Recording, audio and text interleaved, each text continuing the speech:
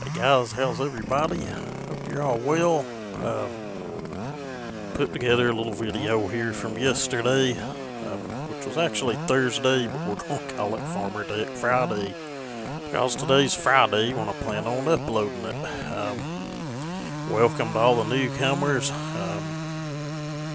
Just ask if you would subscribe if you enjoy the content. It helps the channel out. It'll help get these videos out to where more people can see them and to where they're on your home screen where you can see them. Yeah, you're at that right. She is hungry. This is a ported 880. It was the first batch of kit saws that they released. Nothing real drastic done to it. I had intentions of mill them with the saw, but still may do that. But this thing's a beast. It is super blunky. Once you run one of these that's ported, everything else just kind of feels weak, I guess. It's 32-inch, full comp, full chisel. Really aggressive grind on it. I just wanted to see how it would handle it. It's biting and chewing so hard, it's shaking me. She is a beast. Got a big muffler mod on it, unlimited coil. Saw speaks for itself. It gets on with the program.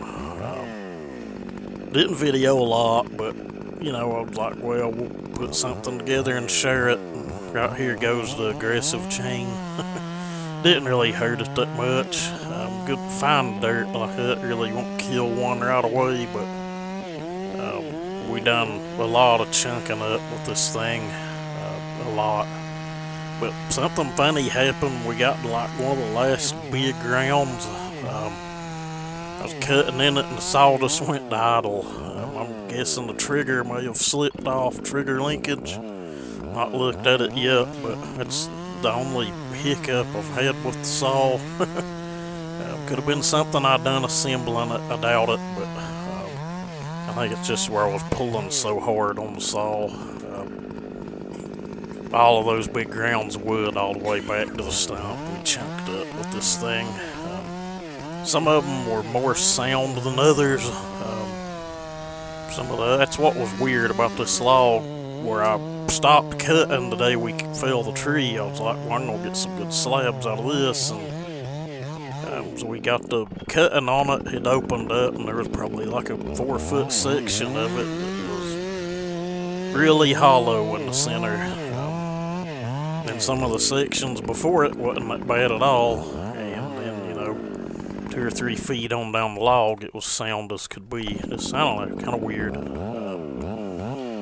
But what we went to after the 880, I took my 460 and the 440, run them both quite a bit. Just it was one of them days. It was hot, sweaty, tired. The GoPro on your head gets aggravating after a little bit. I'm sure you guys will understand, but just thought I'd put this together to, show that these saws that sit on the shelf do run and perform.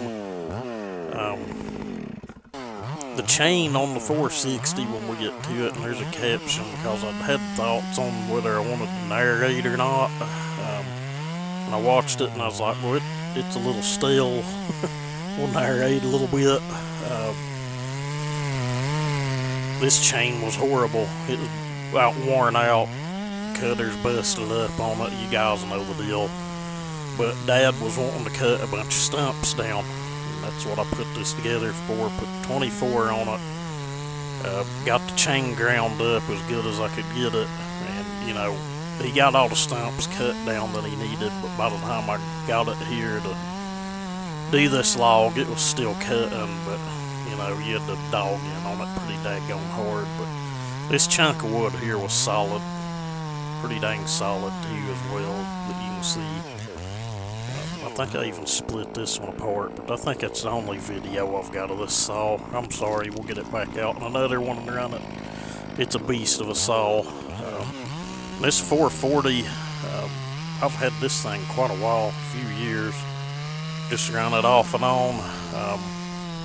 It really needs tore down, a little bit of machine work done to it. It's a good, strong saw, but you kind of got to keep it revved out, but once you do, it does really dang good for what it is. I've even had thoughts of doing the big bore setup on it. We may do that in a later video, but as you can see, the chain on this one's a lot better than the chain that was on the 460. It just making oodles and noodles. I'll go over and cut another log in two with it. When I start trying to dog in on it, it's where I was pulling on the 460 and it'd been running that 880, and I was like, well, you can't really pull on this 440 that way. And I was cutting into a knot. You can probably see it on the back side of the log. Good, strong, fast cutting saw. They're just a good all-around saw. You know, they'll pull a long bar. You just got to have everything set up right.